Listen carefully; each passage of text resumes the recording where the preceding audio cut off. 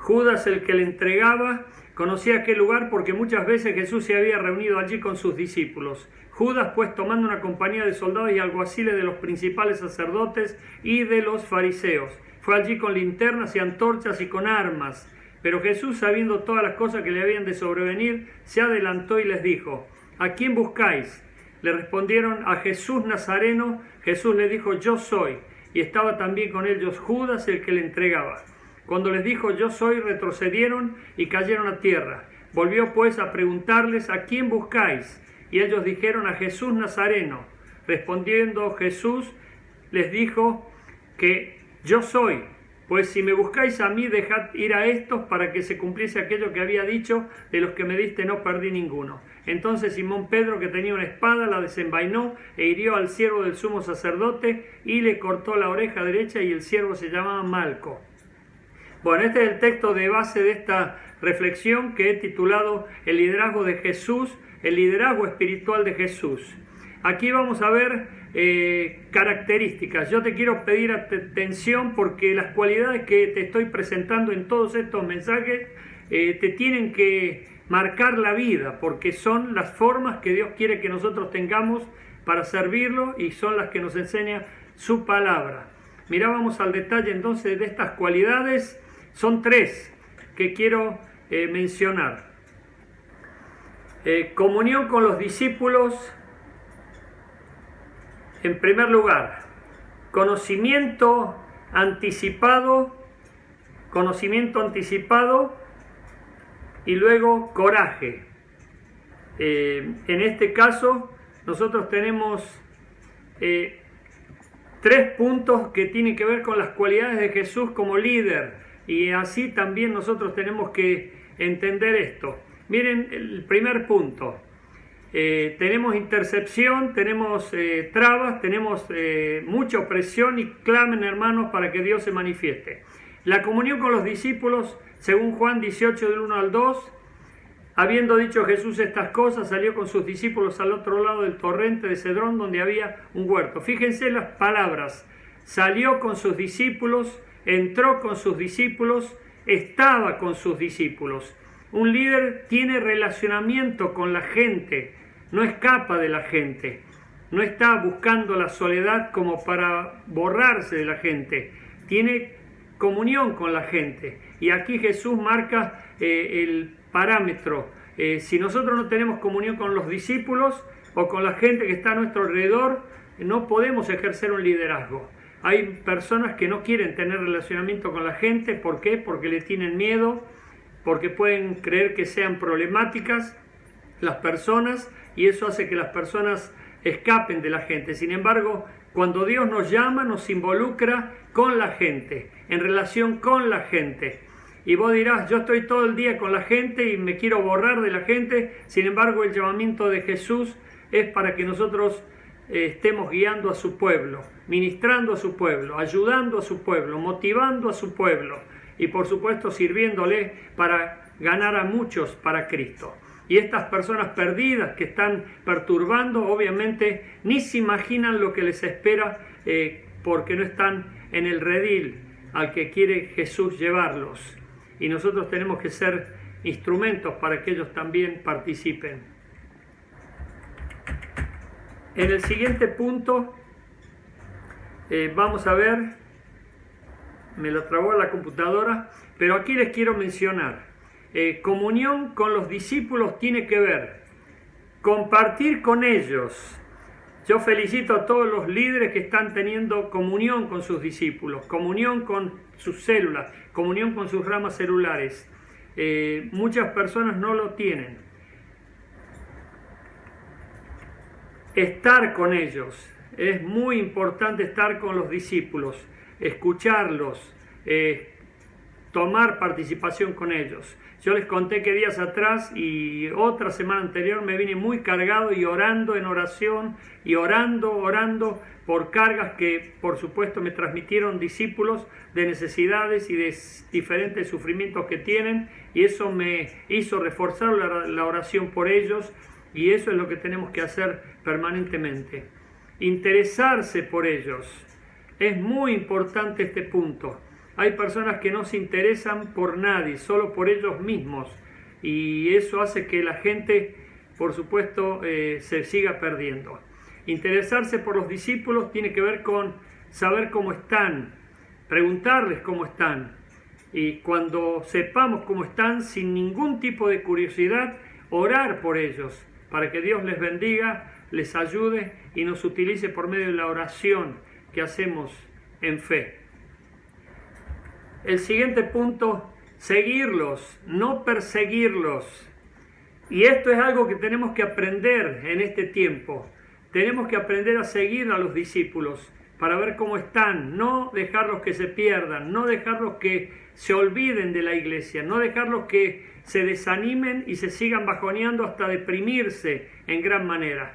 Hay personas que no están siguiendo a sus discípulos, no saben cómo están, no están teniendo contacto con ellos y las personas siguen sufriendo y perdiéndose, deprimiéndose y queriendo hacer cualquier barbaridad.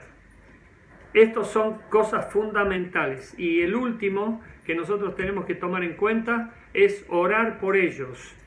Yo te pregunto si estás orando por alguien, si tenés carga de oración por los que te acompañan. No digo que te comprometas más allá de tus posibilidades porque Dios nos va a dar sabiduría para hacerlo, pero necesitamos comprometernos en oración.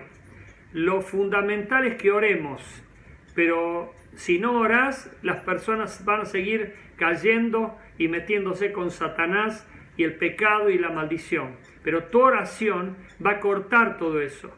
Tu oración va a llegar al trono de Dios y va a hacer que Dios responda y desate su bendición para que bendiga a todos los que vas a estar bendiciendo con tu ministerio. Esa comunión es fundamental y tiene que crecer cada día más porque esa es la comunión que quiere Dios con su pueblo. Y vas a ver que las células que más crecen son las que practican estos principios.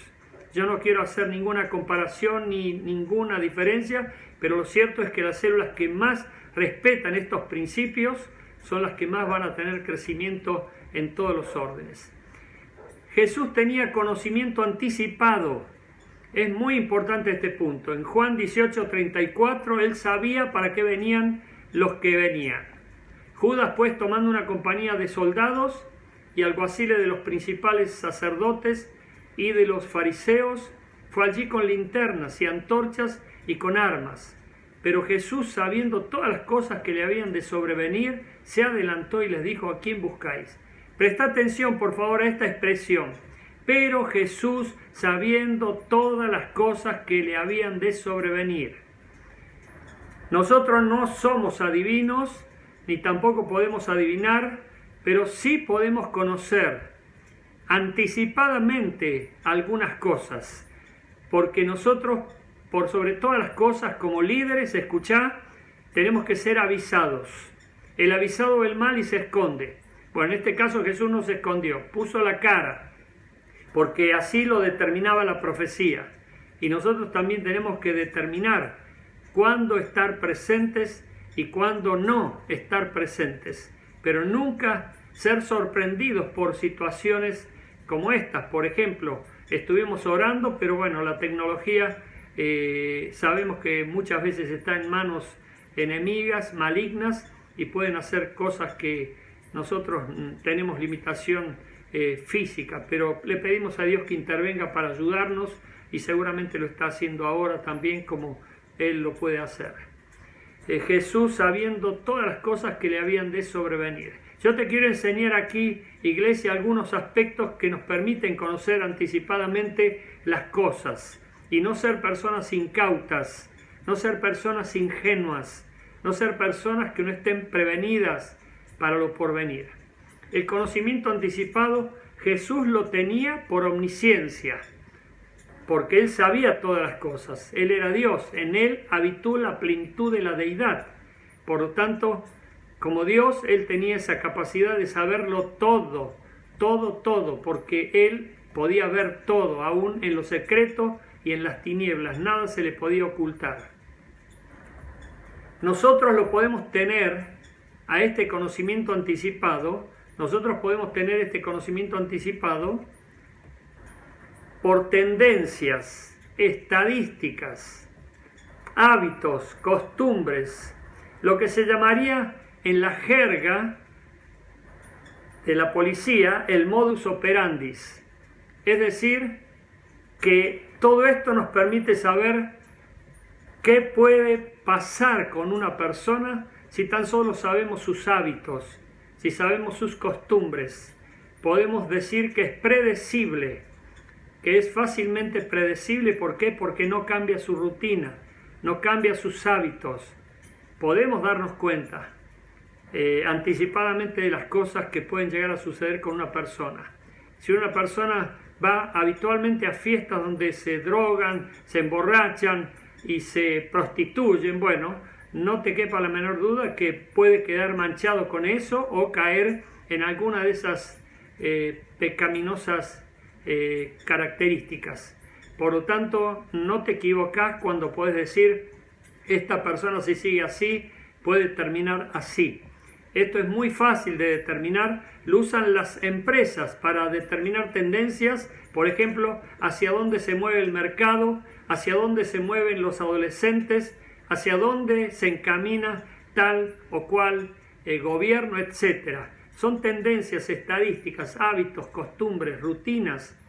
Es fácil conocer esto en una persona si tan solo prestamos atención a sus tendencias. Por discernimiento también. Dios te lo va a marcar. Hay quienes les ha dado este don, hay quienes no les ha dado este don. Este don te sirve para advertencia, para que te des cuenta y para que estés prevenido. Pero si no lo tenés, obviamente vas a tener que depender de otro aspecto que es el que te voy a presentar ahora, que está dispuesto para todos, sin excepción. Y es por revelación de Dios. Y para que Dios se te revele, tenés que estar en comunión con Él. Si no estás en comunión con Él, no vas a recibir su revelación. La revelación la recibís cuando estás buscando su rostro, en su presencia, queriendo agradarlo y por supuesto en estado permanente de santificación. Cuando vos estás en un estado de santificación queriendo depurar tu vida, mejorar tu vida y consagrarte cada vez más, no dudes que Dios te va a dar esa revelación. No va a permitir que caigas en el pozo, no va a permitir que estés sorprendido por cosas que, ignoras. Por lo tanto, Dios te bendiga en cuanto a este conocimiento que todos los líderes necesitamos para prepararnos y para no ser sorprendidos y poder hacer buena obra de parte de Dios. ¿Qué es lo que tenía Jesús como líder? Coraje. Yo quise poner todas palabras con C aquí y aquí cayó la palabra coraje. En el versículo 4 y 5 dice, pero Jesús, sabiendo todas las cosas que le habían de sobrevenir, no algunas cosas, todas las cosas que le habían de sobrevenir, se adelantó y les dijo. Fíjate vos que aquí dentro de todas las cosas que le iban a sobrevenir a Jesús, está también la faz humana, el hecho de saber que había un traidor, el hecho de saber que había soldados enemigos, el hecho de saber que había personas que podrían defraudarlo. Él lo sabía todo, no se sorprendía por nada. Y nosotros también no tenemos que sorprendernos por nada, porque todo esto es también posible como le pasó a Jesús. Jesús le dijo, ¿a quién buscan? Le respondieron, a Jesús Nazareno. Jesús les dijo, yo soy. Y estaba también con ellos Judas, el que le entregaba. Fíjense esta declaración tan valiente de Jesús, yo soy. Es muy importante que tomes en cuenta esto. Aquí Jesús encara el compromiso, encara el desafío, encara a los adversarios. En este momento no escapó, sino que los enfrentó. Y es muy importante y valiente su decisión. Y nosotros también tenemos que ser iguales, valientes. El coraje fue característico en Jesús. Juan 18, del 8 al 9 dice, y respondiendo Jesús, os he dicho que yo soy, pues si me buscáis a mí, dejar ir a estos, para que se cumpliese aquello que había dicho: de los que me diste no perdí ninguno.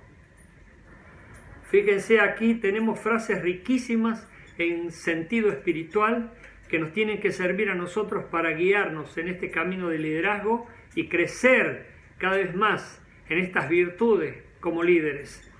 Aquí nosotros vemos el coraje en Jesús. En primer lugar es valentía. Andá rescatando esto, por favor. Valentía. Tenés que ser valiente. Si sos cobarde, bueno, ya te dije el domingo en el mensaje, es falta de fe. Y la falta de fe te condena porque es incredulidad. Por lo tanto, nosotros no podemos ser incrédulos, sino llenos de fe y de esperanza viva. Y la falta de fe te va a llenar de temor, de incertidumbre, te va a llenar de pesimismo y te va a llenar de otro montón de maldiciones, porque es miedo, y el miedo atrae más miedo. Lo que me temía me sobrevino, dijo Job.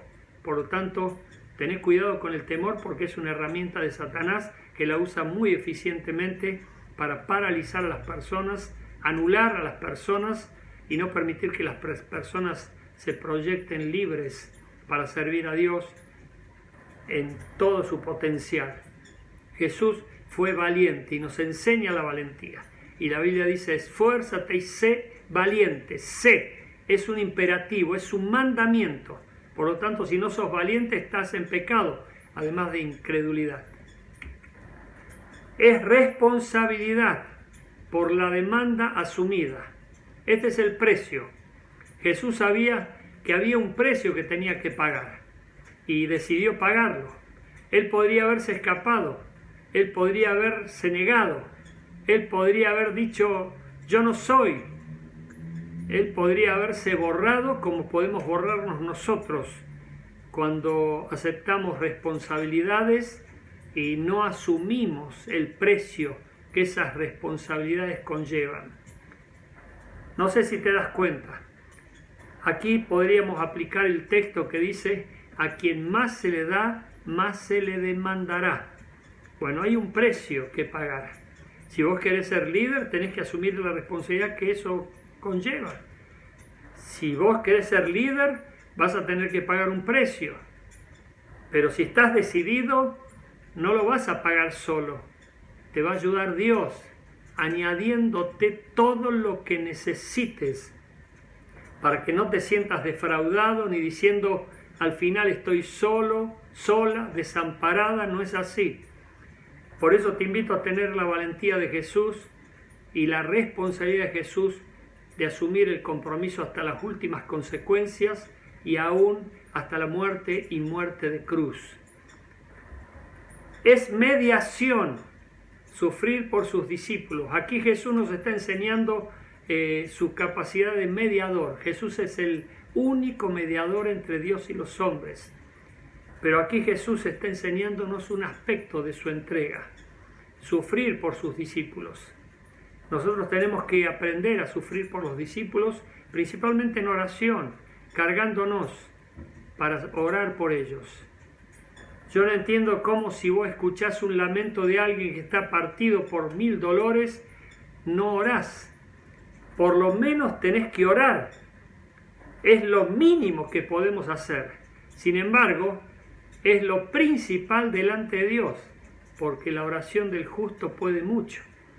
Pero seguramente escuchás sus lamentos, sus dolores, sus pérdidas, sus sufrimientos, y qué triste sería que ni siquiera te muevas a orar. Por ejemplo, yo veo, cuando escucho o veo que hay personas sufriendo, inmediatamente me pongo a orar. Cuando hay alguien que me comenta un problema, inmediatamente le ofrezco mi oración. Pero no dejes de orar, porque es importante esta mediación delante del trono de Dios, intercediendo por aquellos que están sufriendo y están a tu alrededor. Nosotros tenemos que aprender a servir a Dios de esta manera. Tenemos que servir a Dios de una manera abnegada. Y en este tiempo donde se requiere de mucho compromiso, ustedes lo saben bien, porque son tiempos dificilísimos, tiempos muy diferentes, como nunca antes se han visto, yo te pido que tomemos en cuenta el liderazgo espiritual de Jesús. Aquí podríamos haber considerado también la parte de Pedro, porque leímos que Pedro cortó la oreja de Malco, este soldado romano. ¿Y qué hacía Pedro con una espada cuando era pescador? Bueno, para mí que en los corrillos o los chimentos que había en el pueblo, porque debe ser como acá, que se sabe todo, bueno, seguramente habrá escuchado que iban a apresar a Jesús y habrá dicho: yo lo voy a defender. Y sin embargo, Jesús no pelea con armas humanas y nos enseña que tampoco nosotros tenemos que hacerlo. Y por supuesto Jesús tuvo que hacer el milagro para sanar la oreja de Malco. No sabemos si quedó la oreja colgada o se cayó al piso, pero lo cierto es que Jesús se la pegó de nuevo. Pero fíjense la lealtad de Pedro, de exponerse, de querer defenderlo, y en este caso querer defender lo indefendible. ¿Por qué? Porque dentro de la profecía estaba que Jesús tenía que morir y ser entregado, ser traicionado, y en ese sentido Pedro a lo mejor no lo sabía tanto. Por eso aquí vemos a un Pedro leal, pero equivocado, porque todavía era inmaduro, era una persona impulsiva, era una persona intempestiva, temperamental, que necesitaba madurar. Y Jesús, por supuesto, después lo trata, porque inmediatamente después Pedro niega a Jesús, siendo que había prometido dar la vida por él. Pedro está negándolo. Bueno, Jesús, por supuesto, no lo desechó como no desecha a nadie, y siguió trabajando con él para prepararlo y convertirlo en el gran apóstol que después fue.